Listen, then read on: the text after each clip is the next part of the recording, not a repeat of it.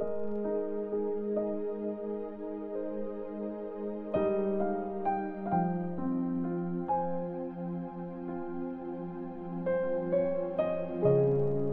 chapter 6. Hindi pinaniwalaan si Jesus sa Nazareth. Umalis si Jesus sa lugar na yon, umuwi sa bayan niya kasama ang mga disciples niya. Pagdating ng Sabbath, nagturo si Jesus sa synagogue. Maraming tao doon ang nakarinig sa kanya at pumilip sila.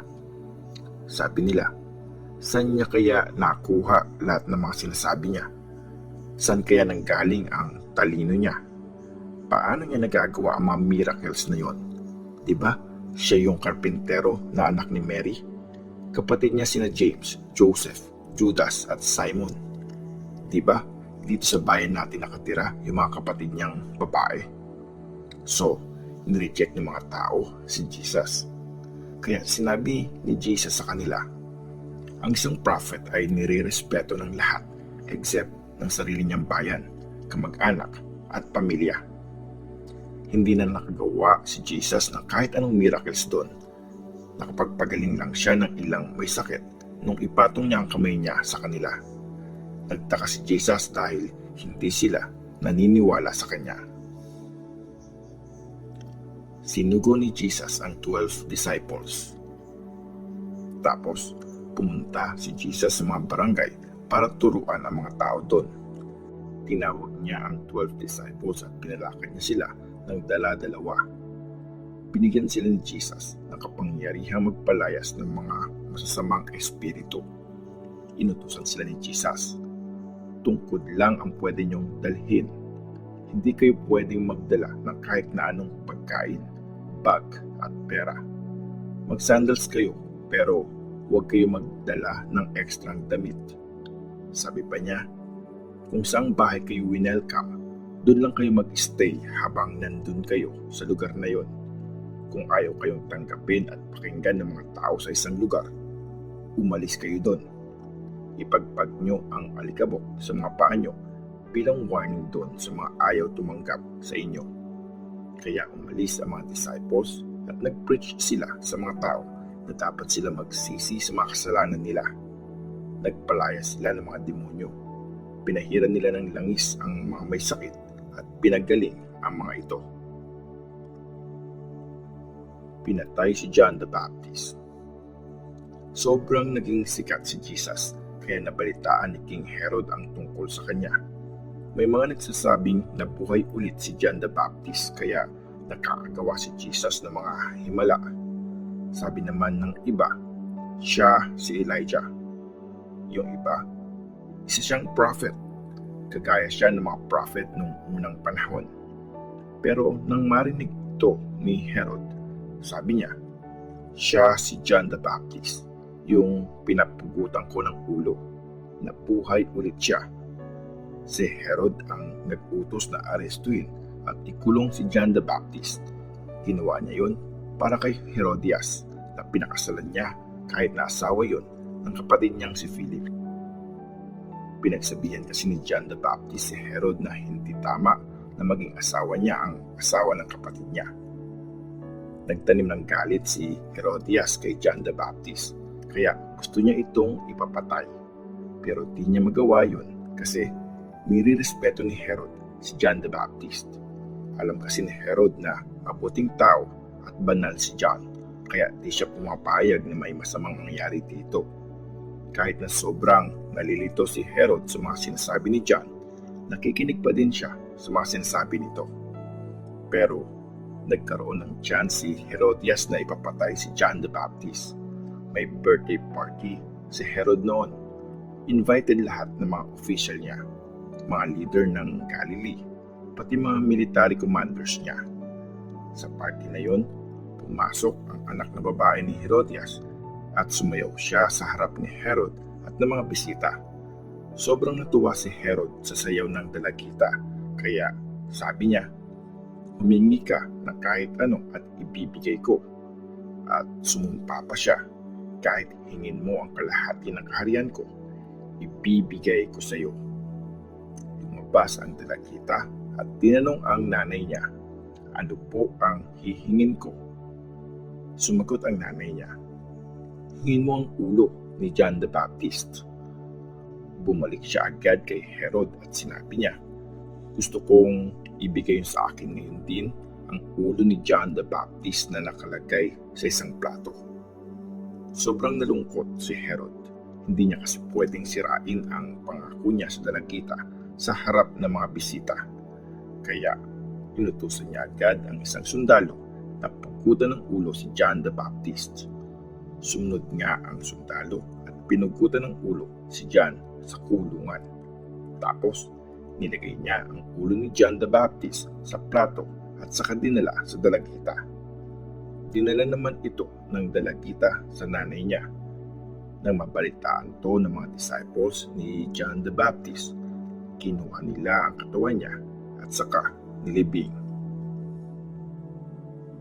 Pinakain ni Jesus ang 5,000. Pagbalik ng mga apostles, kinuwento nila kay Jesus ang mga ginawa at tinuro nila. Dinagsa si Jesus ng sobrang daming tao. Halos di na makakain sina Jesus at mga disciples niya. Kaya sabi ni Jesus, "Pumunta tayo sa di mataong lugar para mapagpahinga naman kayo." Sumakay sila sa bangka at umalis para pumunta sa isang lugar kung saan pwede na sila lang. Pero maraming taong nakakita sa pag-alis nila at nakilala sila. Alam nila kung saan pupunta sina Jesus kaya patakbong umalis ang mga tao mula sa mga bayan nila at inunahan si Jesus at ang mga disciples dun sa lugar na yun. Pagbaba ni Jesus mula sa bangka, nakita niya ang napakaraming tao. Naawa siya sa kanila dahil para sila mga tupa na walang shepherd. So, tinuruan sila ni Jesus ng maraming bagay. Nung magkagabi na, nilapitan si Jesus ng mga disciples niya, saka sinabi, "Gumagabi na po at liblib ang lugar na to. Wala po tayong mabibilhan na pagkain dito. Pwede po bang paalisin niyo na ang mga tao para makabili sila ng pagkain nila sa mga kalapit na bukid at bayan?" Sumagot si Jesus, "Bigyan niyo sila ng pagkain." Nagtanong ang mga disciples, "Gusto niyo po bang bumili kami ng tinapay sa halagang 200 silver coins para mapakain silang lahat?" Sabi ni Jesus sa kanila, "Tingnan niyo nga kung ilang tinapay ang dala niyo." Nakita nila at sinabi nila kay Jesus, 5 tinapay lang po at 2 isda. Inutusan ni Jesus ang mga disciples na paupuin ang mga tao sa damuhan ng magkakagrupo. Kaya umupo ang mga ito.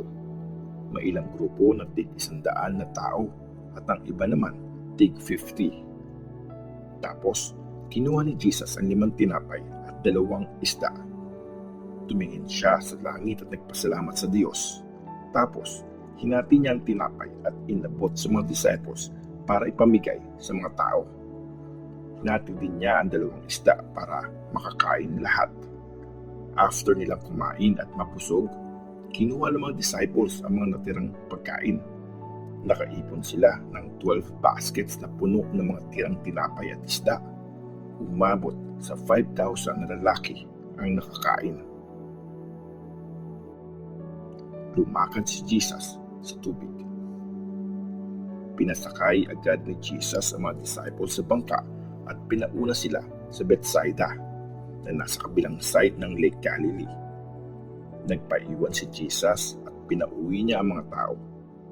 After niya magpaalam sa mga tao, umakyat siya sa bundok para mag-pray. Nung gabi na, mag-isa lang si Jesus sa pampang habang nasa gitna na ng lake ang bangkang sinasakyan ng mga disciples.